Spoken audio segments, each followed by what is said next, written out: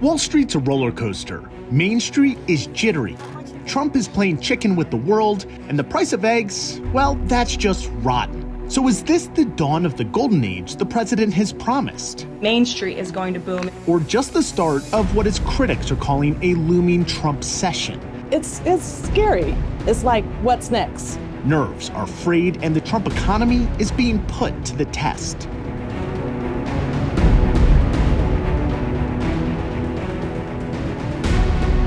Hello, from Denver, Colorado, I'm economics correspondent Dan Grossman. Whatever you thought of President Trump's speech to Congress, and opinions are of course sharply divided, there's no doubt it was epic, if nothing else, in its extraordinary length, clocking in at 1 hour and 41 minutes, about the length of a feature film. It was the longest such speech in 61 years, so what did he talk about over 101 minutes? 36 minutes on immigration and crime, 27 minutes touting his record and wrapping up, 12 minutes on foreign policy and defense, 11 minutes on DOGE and alleged government waste, 9 minutes on tariffs, which he has said will cause short-term pain, and just 6 minutes talking about plans to directly help the economy. It was a remarkably short section for a topic that's top of Americans' list of concerns. One new poll from Ipsos, just 22% of Americans think the economy is on the right track. So we're going to spend the next half hour talking about only that, the state of the economy, the view from the C-suite with the CEO of the Tony Roma restaurant chain, and the view from Main Street through the eyes of our reporters in communities across the country. But we begin with one line that really stood out in the president's speech, and Scripps News' Patrick Terpstra setting the record straight. President Trump made a lot of claims when he spoke to Congress, including one about the economy that, truth be told, doesn't add up. As you know, we inherited from the last administration an economic catastrophe and an inflation nightmare. When President Donald Trump returned to the White House, the Consumer Price Index, a measurement of price increases, had dropped to 3%, a range considered healthy and sustainable after hitting a high of 9.1% in 2022. Unemployment was near historic lows, and wages were growing. But new data out over the past few days indicates the economy is now slowing down, and inflation is ticking up as Trump slaps tariffs on Mexico, Canada, and China. Instead of economic growth, the Atlanta Fed now predicts shrinkage of the nation's gross domestic product by 2.8%, a sharp reversal from a few weeks ago when the Federal Reserve showed the economy growing. The March 12th Consumer Price Index, reflecting what happened in February with Trump in office, will show where we are with inflation. But truth be told, Trump did not inherit an economic catastrophe or an inflation nightmare. One nightmare he did inherit was the rising price of eggs, which has continued under him. But that's because of bird flu. It's not former President Biden's fault or Trump's, but it is now his problem to solve. Patrick Terpstra, Scripps News Group, Washington.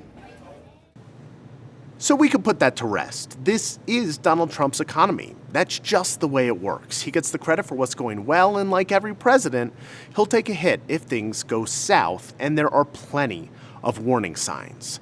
The latest monthly jobs report from global outplacement firm Challenger, Gray, and Christmas reveals U.S. employers plan to cut 172,017 jobs in February. That's the highest monthly loss since July 2020 when COVID hammered the economy, and the highest February number since the Great Recession of 2009. This, as Trump's on-again, off-again tariffs are creating a cloud of uncertainty in corporate America. That uncertainty apparent in earnings reports. Macy's saying it will take a prudent approach this year as a result of external uncertainties. And Best Buy's CEO says tariffs are making price increases for American consumers highly likely. So yes, it's a tough time to be a worker and a tough time to be a CEO. We're joined now by the Chief Executive Officer of Roma Corp, the company behind the restaurant chain Tony Roma's, Mina Hawk. Ms. Hawk, thank you so much for being with us. I got a few questions for you, the first of which, you are leading a turnaround of a 53-year-old brand. You're doing it as the cost of goods rise. How are you keeping costs affordable for consumers? It's a very unprecedented time with a lot of uncertainties out there. For Tony Roma's, the way we are structured, our franchise partners have the pricing power to determine based on their local condition. And for the corporate store that we have, we at least have one corporate store in Tampa, Florida. We determine the pricing. With the skyrocketing cost of goods, you cannot pass the expense to consumers because if you do that, you see a sharp decline in demand. So you still need to make sure that it's affordable, something that the consumers will still return. But we are definitely being affected by the rising cost of goods. There isn't much margin left. Ms. Hawk, I want to talk about the overriding thing that's driving a lot of these, or the concerns about it, which are the tariffs. We're seeing some softening on President Trump's tariffs on both Canada and Mexico, mainly pauses on implementation. How do you think this will ultimately play out, and what should Americans know about these tariffs? Well, the way I'm seeing this tariff is we're in a cycle right now, right? I feel like it's going to be course corrected as per the market response. And that's what we're seeing. A policy idea is being laid out. And once the reactions are seen, there are some course corrections that the administration is currently taking under consideration. While that's great, however, there is a sentiment in consumer behavior, and I will give you an example. We have started to get messages in our company where we are located, for example, we do have presence in Canada, we do have presence in Mexico. Consumers write to us and say, in terms of because of the tariff, we don't want to come anymore. And we have been dining in your restaurants for over 30 years, for over 40 years. So we are seeing some backlash when it comes to consumer behavior. So when a policy like that is laid out, even with subsequent course correction, it leaves an impact. There still leaves a lasting impact on consumer behavior, which as leaders in the restaurant industry will be facing. You just mentioned that kind of lingering effect that it has on consumers. Kind of plays in this next question. What concerns you most about the immediate future of the American economy? While I applaud the fact in terms of like we need to innovate and I shared those goals too, and we need to see the golden age of America, the concern I have is in that golden age, it should not be exclusive. Everyone should be part of it who has built this country. And that is something I would like the administration to take into consideration. While the vision is great, but alienating people and enacting policies that are harsh will not take us to that golden age. Mina Hawk, CEO of the Tony Roma restaurant chain. Ms. Hawk, thank you so much for joining us. Still ahead, the X Factor. With 70,000 Veterans Affairs jobs reportedly on the line, many of them held by veterans, could Elon Musk chainsaw cut into what had been one of the brightest parts of the U.S. economy, employment numbers? Plus, voices of the voters, our reporters around the country, are getting an earful from the communities they cover day in and day out, what the people are saying.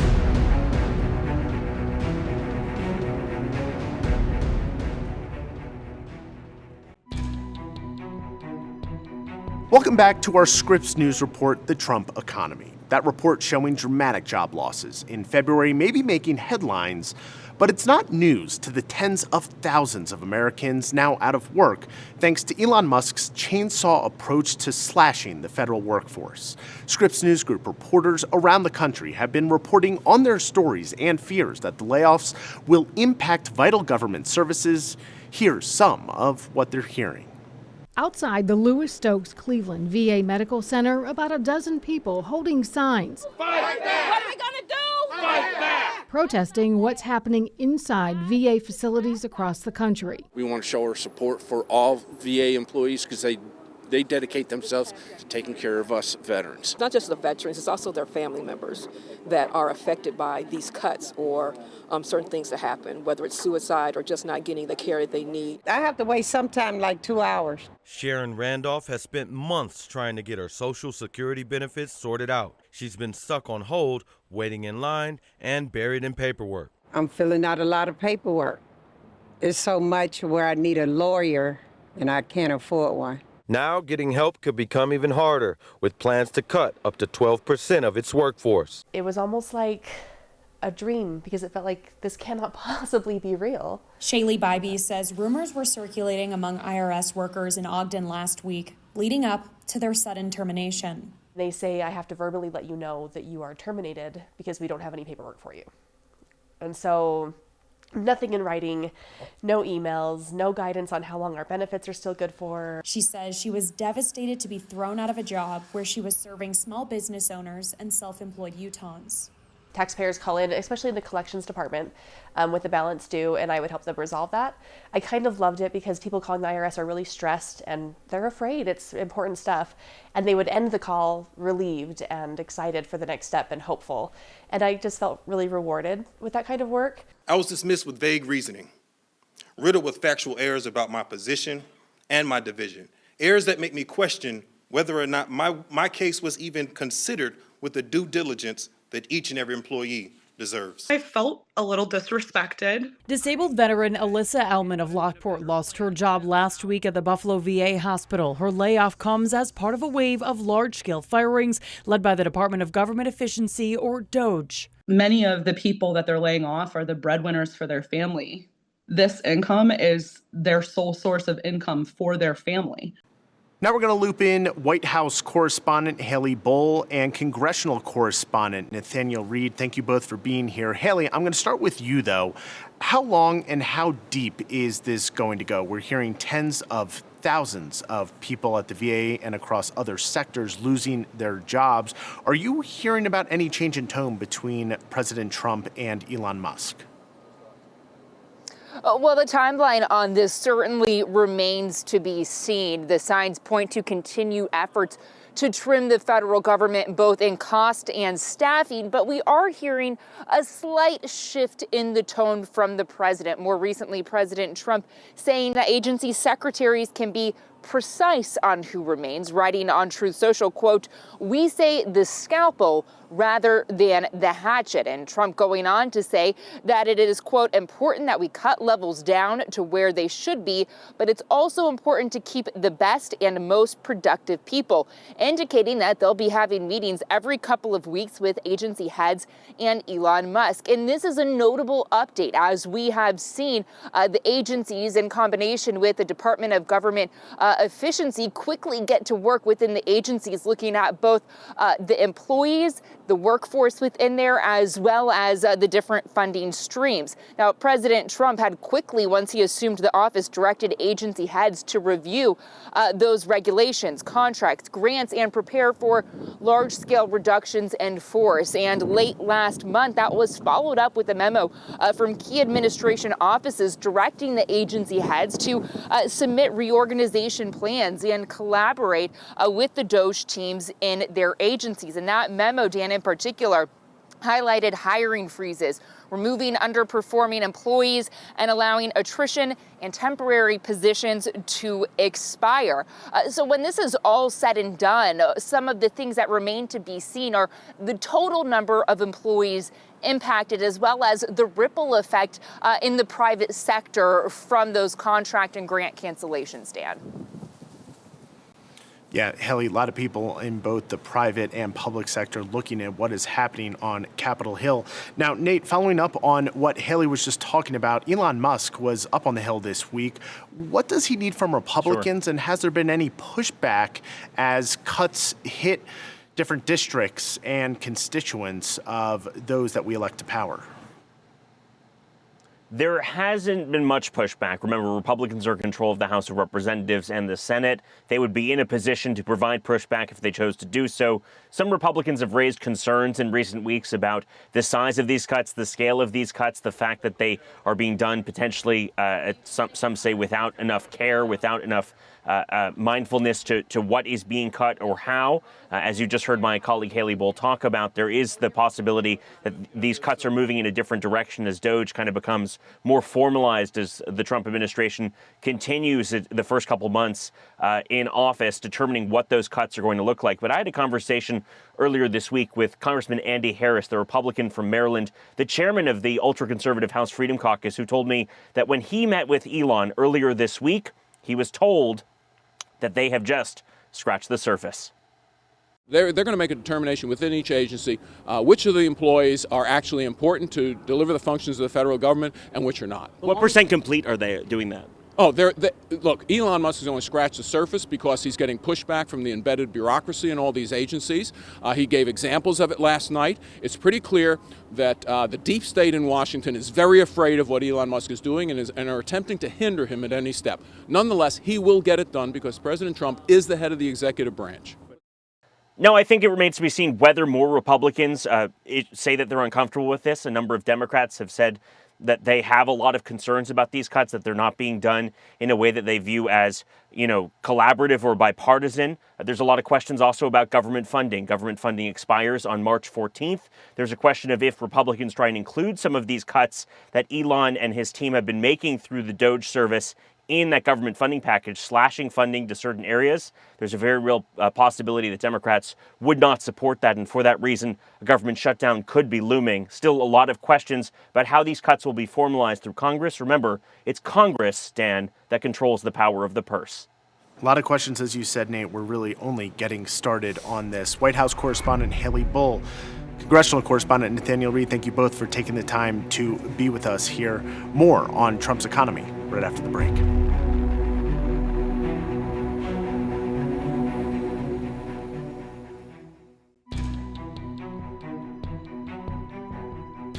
President Donald Trump's on-again, off-again tariff strategy may be giving him the leverage he needs to cut better deals for America, and could be exactly what the country needs to ramp up domestic production. But for now, it's wreaking havoc with American industries, whether that's retailers having to raise prices or companies that rely on foreign markets. Scripps News' Alex Miller focuses in now on the alcohol industry.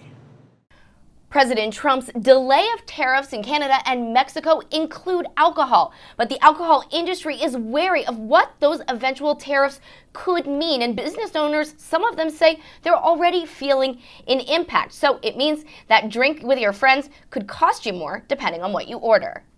Now, paused tariffs on Canada and Mexico are raising concerns of the alcohol industry here in the U.S. I got a notification from the Liquor Control Board of Ontario saying they're not buying any more U.S. alcohol, whether it's beer, wine, or spirits. Russ Klisch is the president of Lakefront Brewery in Milwaukee. Our Canadian production's about 4% of our production. And so right now, that's been lost here. America's northern and southern neighbors are key trading partners when it comes to stocking the alcohol aisle. Last year, the U.S. exported $768 million worth of spirits, wine, and beer to Canada, and imported even more from the country. And over 80% of the beer imported to the United States comes from Mexico. Our industry in the United States has thrived as a result of zero for zero tariffs and no trade barriers between these two great trading partners. Chris Swanger is the president and CEO of the Distilled Spirits Council of the United States. He praised the broader issues President Trump is aiming to address with tariffs, but says they shouldn't apply to the alcohol industry. What's unique about our industry is we're distinctive products. You can only make tequila in the Jalisco region of Mexico. You can only make American whiskey right here. President Trump noted the tariffs could cause prices to rise. There'll be a little disturbance, but we're okay with that. It won't be much. But when the tariffs resume, business owners aren't so sure of that. You never want disruptions. I don't really understand the goal or the end play here on what's all trying to occur. Alex Miller, Scripps News Group, New York. The president's tariffs on Canada and other countries could cause the U.S. to see even more housing issues as costs of lumber could rise. Existing construction is already short of historical supply. In 2023, the U.S. was the largest importer of wood products globally, importing more than $24.5 billion worth of goods. It means these tariffs could have a significant impact on consumers. President Trump's tariffs on lumber and aluminum could send the U.S. housing market into a crawl. According to Redfin, the number of homes for sale jumped 13% in January, but homes were also sitting on the market 7 days longer than they were last year amid higher prices and mortgage rates. I think there will be detrimental negative impacts on both supply and demand. Mark Hamrick is a senior economic analyst with Bankrate. On Monday, lumber prices rose to a 30-month high in anticipation of Tuesday's tariffs. The impact is not just in home building, but renovations, furniture, and general construction. Hamrick says home builders estimate it could cost 5% more to build a home if prices increase, adding nearly $3,000 to mortgage payments for homeowners each year. I can imagine that some projects will be canceled. Some projects that might have otherwise been envisioned will not happen. And then will the buyers show up? Or will there be essentially a buyer's strike among prospective home buyers who would look then to existing homes for sale? A recent Bankrate survey showed 81% of aspiring home buyers said down payments and closing costs are already a significant obstacle in buying a home, with 20% saying they will never be able to save enough for a down payment. These prospective costs could only make that endeavor more difficult. Thanks to all our reporters who took part in this special, and thank you for watching. As always, please stay with Scripps News as we continue to track this fast-moving story and all the news as it breaks.